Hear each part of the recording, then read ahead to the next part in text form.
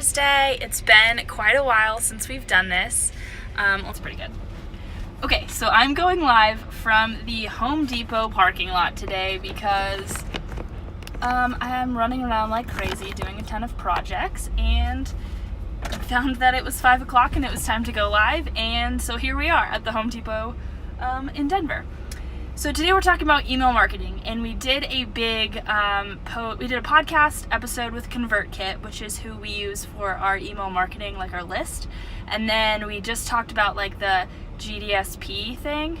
I think that's the acronym. I don't know, but it's the new UK regulations, and they have a lot to do with email marketing. And we've received a ton of questions about just kind of the basics, like both of those topics were like a little bit more advanced. So a lot of people were like asking like, hey, I've like started my list, but I don't ever send emails, and like I barely know how to grow it, much less like do all this more advanced type of stuff. So I wanted to just go live and kind of start from square one and really give you a step-by-step for how to get your list going, and kind of the process that you need to follow if maybe you've started your list, or you're kind of like half done, half in, haven't really set it all up yet. And this is a really good thing to do in like an afternoon, just to get it all set up so that you have it. So before we dive in, I really want to tell you like kind of the importance of an email list. So the deal here is your email list is what you own. Like everyone, we always hear like Instagram might go away tomorrow and you lose all your followers, and like Instagram will probably be here for a very long time, but it's still true that like you want to be able to control, you have a place that is your blog, that is your email list, where you really have control over your followers, and they're not going to just vanish if a platform decides to shut down. You're the one that gets that control. And also, emails are really personal. If you think about it, they a lot of times feel more personal than social media. And so if you really harness that as a blogger, you're not like a business sending like marketing emails, which can get really annoying. I find myself opting out like all the time unless there's like a coupon. But if you're a blogger and you're really personal, and you're like not being kind of marketing-y, and you're kind of really like getting into people's inbox to like really share and really connect with them, that is amazingly useful for your platform. So don't underestimate. Oh, Ella's here. Yeah. Hello. Did you want to say hi?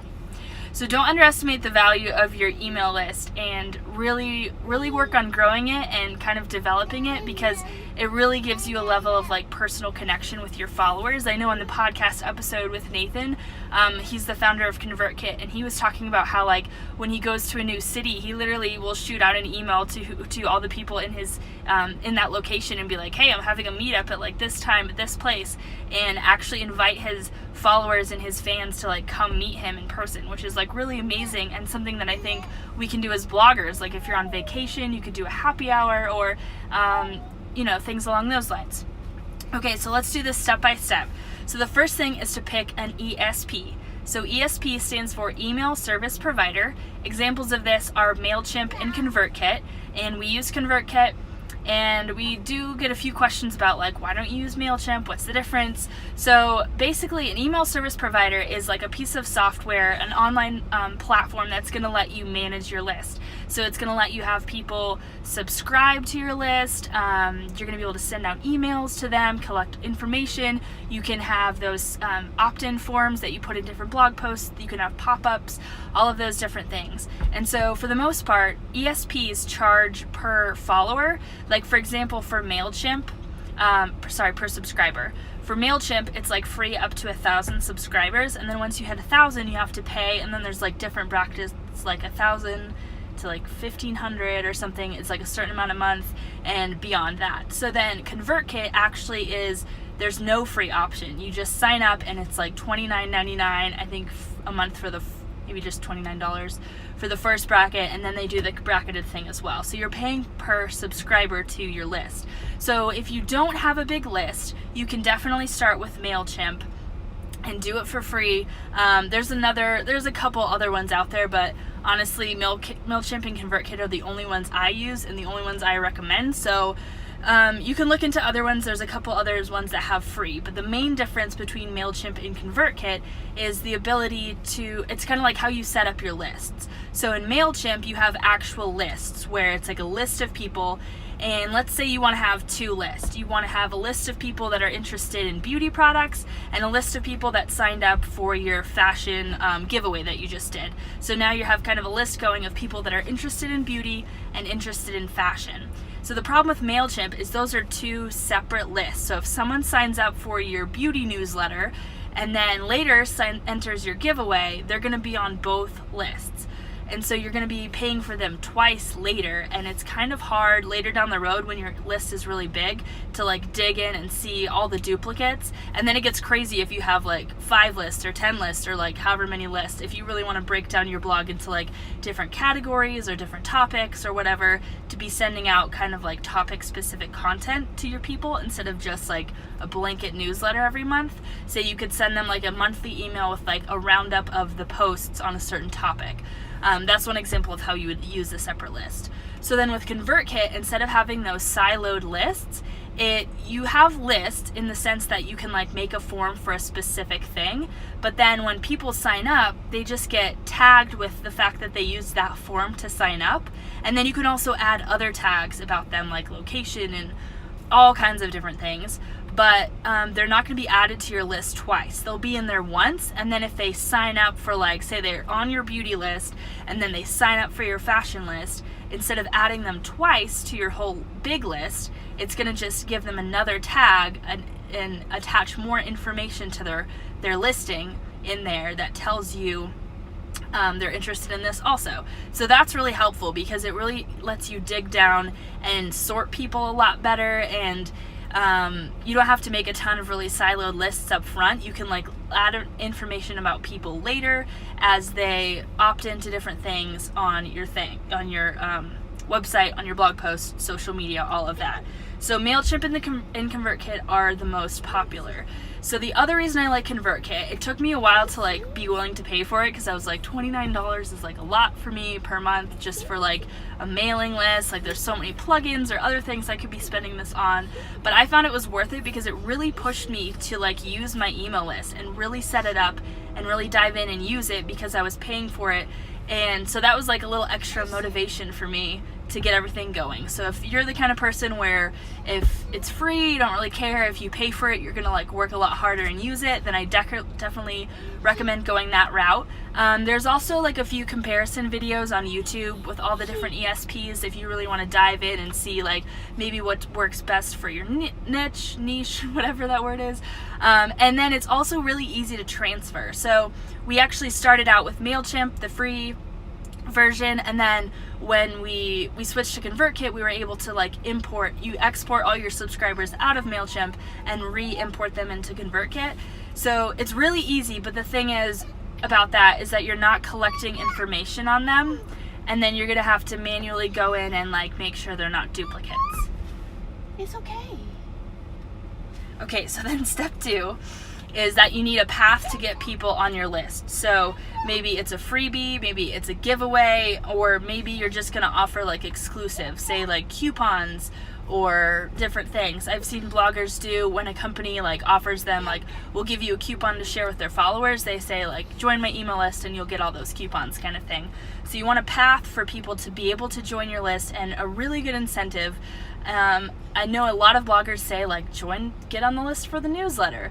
That's not a good enough incentive in most cases. People kind of need something special. They need to feel like they're going to be part of a club or get something exclusive, or it's going to be really worth their time. And usually a newsletter that's just a roundup of your posts that they could just go to your blog is not enough incentive. So think about what you can do that's unique to your blog that's a really good incentive to get people to want to hear from you. Then the next step is to put opt-in forms on your site. So whether that's specific ones for each blog post or whether that's in your sidebar on your about page, make sure you have plenty of opt-in forms so that people have the chance to really notice, because a lot of times we're like blind to them. We kind of just scroll past them, ignore them. But if you have them strategically placed, people are more likely to opt in. And you can also use the MiloTree plugin, which we did a podcast episode on that as well. It's the plugin that actually pops up with different things, all your different social media, and then it has like a little one where you can connect your ESP to have people be able to subscribe to your email list as well. And then step number 4 is to obviously email them. So you want to have like an initial welcome email that's going to have them confirm their email and also kind of let them know a little bit more about what they're going to be hearing from you. You can also set up an email sequence or like a welcome series. So in ConvertKit, this is super easy. You can do it in MailChimp as well, but you basically would have emails go out a certain period after people subscribe. So like maybe throughout the week, they get a new email every day that says like lets them in on some more information or shares like maybe your absolute more popular posts. So if they're a new subscriber, they could go back and see some of your older content that's really popular and really valuable. Yeah, I know. Another thing is those exclusives. So if you have exclusive coupons, you could use your email list to help allow people to offer enter like an exclusive giveaway. You could offer like a freebie, whatever, kind of like an ebook or any of that kind of thing, and have it be exclusive to your list. You could also you could do like all those different things, all those different downloads and freebies and checklists and all kinds of things. But instead of have them on your website, you could have them exclusive to your list. You could also send out a newsletter or a post roundup. This is probably the most popular way to email your list and get into contact with them. But yeah, the tip about emailing them is to be consistent, because if they sign up for your list and they don't hear from you for 6 months, and then you start emailing them, all of a sudden they're going to be like, who is this again? So you want to be consistent, but you don't want to be too persistent in the fact that you're emailing them all the time, because those get annoying and they're probably going to unsubscribe unless it's really valuable. So make sure you're sending out content that is consistent, that is really helpful to them, and it aligns with what they opted into. So if they signed up for your beauty list, probably don't send them recipe emails or roundups unless they also opted into that. And so with the new GDPR thing, you actually can't do that. So like if someone was to sign up for a freebie, say it was like a checklist on how to clean out your closet, and then you can't go and add them to your other list, that is your newsletter list. You actually have to have them opt into the newsletter list. So that's for any of your subscribers that are in the UK, or if you are in the UK. If you're not, obviously this doesn't apply, but it's a good rule of thumb to follow anyway, just the fact that you're only going to be sending people what they asked for and not kind of like spamming them with all this different stuff they didn't want. And then the last tip I want to give is really think through how you're going to monetize your list. So email lists can be really good ways to monetize, really good money makers. They are taking off your shoes. They are full of your biggest fans. There are people that really want to hear from you, that have invited you into their inbox, and because they're your biggest fans, they're probably the most willing to buy from you, whether that means affiliate links, whether that means having your own product someday, whether that's like an ebook or a course or an apparel line or whatever it is. Think about now how you plan to monetize down the road, and then build that list in a way that's going to work for that, but also think about the fact that it's not just about making money, it's about really serving people and really connecting with them on a personal level. So creating a balance between that is really important, I think, and yeah, that's probably my best tip for that. Another idea I just thought of is you could have like exclusive gift guides. You could use all your affiliate links, and I don't think like the widgets work as far as the code work in emails. If you've tried that and they do work, that would be awesome, let me know. But you could just have like images that are clickable and lead to like a very exclusive content that way. So I'm on a couple lists of bloggers that do this really well, as far as like they have content that's almost like a blog post, but instead of being like publicly published on their blog, they just send it out to their list. And sometimes they do it where they send it out for like a few weeks and then it goes live. But just give people kind of a little let-in and a little bit of an exclusive where they get to see things first before they hit the blog. And that's a really good way, because then if you just send out the post to your list first and then publish it, you're not having to create like twice as much content.